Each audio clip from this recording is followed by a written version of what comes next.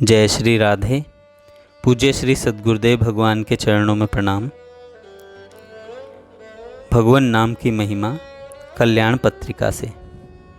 नाम जप से प्रारब्ध कर्म का नाश। जो लोग इस संसार बंधन से मुक्त होना चाहते हैं उनके लिए तीर्थपाद भगवान के नाम से बढ़कर और कोई साधन ऐसा नहीं है जो कर्म बंधन की जड़ काट सके, क्योंकि नाम का आश्रय लेने से मनुष्य का मन फिर सकाम कर्मों में आसक्त नहीं होता। भगवान नाम के अतिरिक्त दूसरे किसी प्रायश्चित का आश्रय लेने पर मन रजोगुण और तमोगुण से ग्रस्त ही रहता है तथा उसके पापों का भी पूर्णतः नाश नहीं हो पाता। मरणोन्मुख रोगी तथा गिरता या किसी का स्मरण करता हुआ मनुष्य विवश होकर भी जिन भगवान के नाम का उच्चारण करके कर्मों की सांकल से छुटकारा पा उत्तम गति को प्राप्त कर लेता है, उन्हीं भगवान का कलयुग के मनुष्य पूजन नहीं करेंगे। यह कितने कष्ट की बात है। नाम से मुक्ति और परम धाम की प्राप्ति भी होती है। इष्ट और आपूर्त कर्म कितनी ही अधिक संख्या में क्यों न किए जाएं, वे ही भव बंधन के कारण बनते हैं।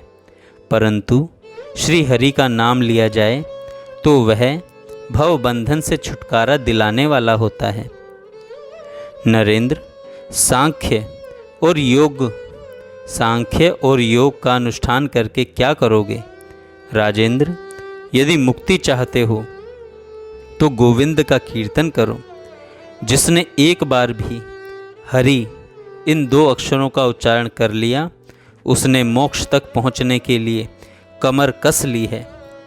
जो अन्य मनस्क तथा अशुद्ध रहकर भी सदा हरि नाम का कीर्तन करता है, वह भी अपने दोषों का नाश हो जाने के कारण उसी तरह मोक्ष प्राप्त कर लेता है जैसे चेदीराज शिशुपाल ने प्राप्त किया था।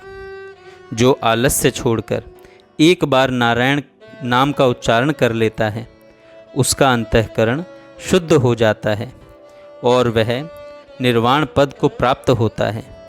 भगवान के नाम का जिस किसी तरह भी उच्चारण या श्रवण कर लेने पर पापी भी विशुद्ध हो जाते हैं और शुद्ध पुरुष मोक्ष को प्राप्त कर लेते हैं। पुरारी या मुरारी का जो नया नया नाम है और जो इनके गुणगान रूपी अमृत से पुष्ट हुआ है, उसका जो लोग लज्जा छोड़कर हर्षोल्लास के साथ गान करते हैं, वे जीवन मुक्त हैं, इसमें संशय नहीं है। घोर संसार बंधन में पड़ा हुआ मनुष्य विवश होकर भी यदि भगवान नाम का उच्चारण करता है तो वह तत्काल उस बंधन से मुक्त हो जाता है और उस पद को प्राप्त होता है जिससे भय स्वयं भय मानता है। मनुष्यों के पाप का नाश करने के लिए इतने बड़े साधन की आवश्यकता नहीं कि भगवान के गुण कर्म और नामों का कीर्तन किया जाए, क्योंकि आज अजामिल जैसा पापी भी मरते समय नारायण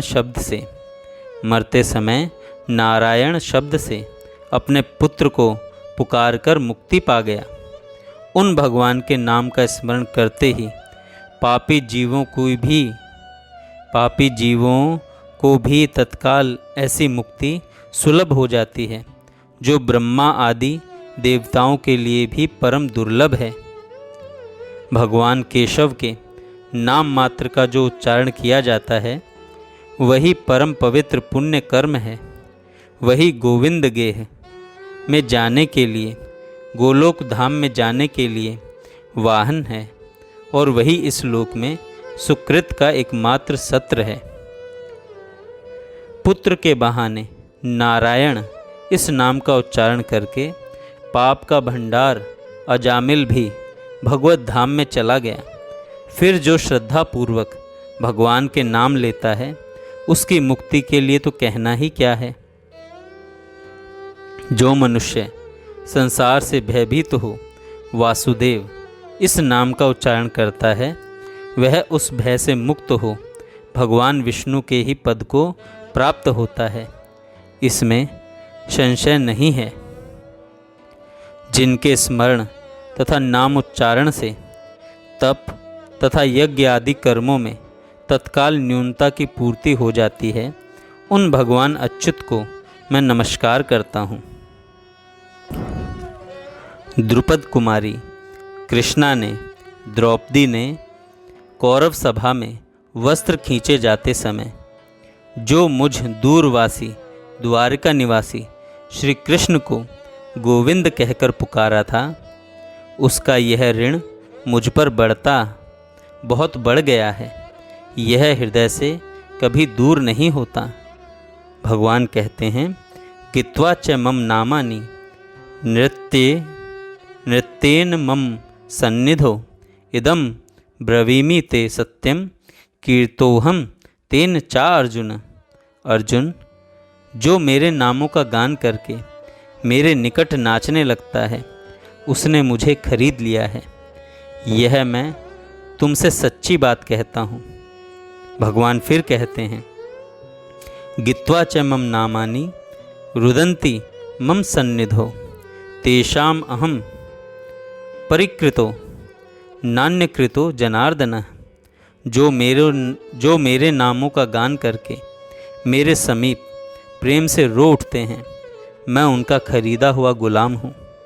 यह जनार्दन दूसरे किसी के हाथ नहीं बिका है। जिसकी जीभ के अग्रभाग पर हरि ये 2 अक्षर विद्यमान हैं, उसकी जीत हो गई। उसने विजय पा ली, निश्चय ही उसकी विजय हो गई। यह भगवान नाम किसी भी देश काल और अवस्था में शुद्धि आदि की अपेक्षा नहीं रखता। यह तो स्वतंत्र ही रहकर अभिष्ट कामनाओं को देने वाला है। कीर्तन में देश काल का नियम नहीं है। शौच अशौच का निर्णय भी आवश्यक नहीं है। केवल राम राम ऐसा कीर्तन करने से ही परम मोक्ष की प्राप्ति हो जाती है। परम मोक्ष की प्राप्ति हो जाती है। जय श्री राधे।